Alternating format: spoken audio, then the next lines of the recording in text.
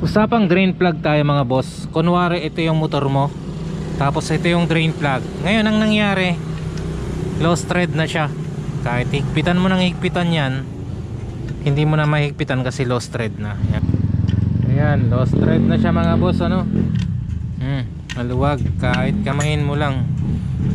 Ngayon, ang pinakamagandang gawin dito is ipa-retread mo, ano?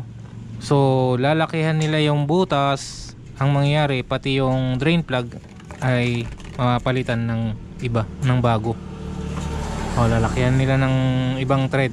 Tapos ito, papalitan mo na siya ng mas malaki para maayos. Pero pag wala ka pang pagawa, ganito lang yung gawin mo mga boss, no? Bumili ka ng Nito tape. Ayan, Nito tape. Yung iba ang ginagamit nila is yung Teflon, pero mas maganda to mga boss, Nito tape. O, try natin. Ito mga boss yung gagamitin natin, yung manipis na tape, Nito tape. So hindi Teflon, ano.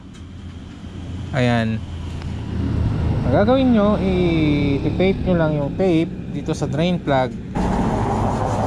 Ayan, ganyan lang mga boss. Hindi pwede mga boss yung makapal na tape, ano. Kailangan yung Nito tape talaga yung pang wiring sa motor.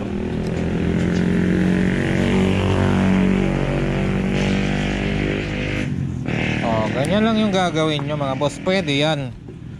Try natin. Yan, mahigpit na siya, diba?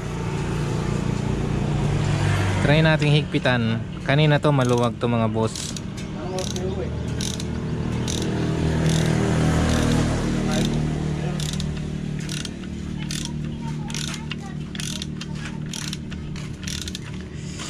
Yun, humigpit na mga boss. So ganun lang yung gagawin nyo, diba? Wala nang tagas yan kasi makikita nyo yung tape. Ayun, ayun yung tape. So ganun lang yung gagawin nyo mga boss kapag may tagas yung inyong drain plug o kaya lost thread nya. Bumili lang kayo ng Nito tape. Sabihin nyo sa tindahan, Nito tape. So yun, gagawin nyo siyang parang Teflon, tapos lalagay nyo sa inyong drain plug, tapos okay na.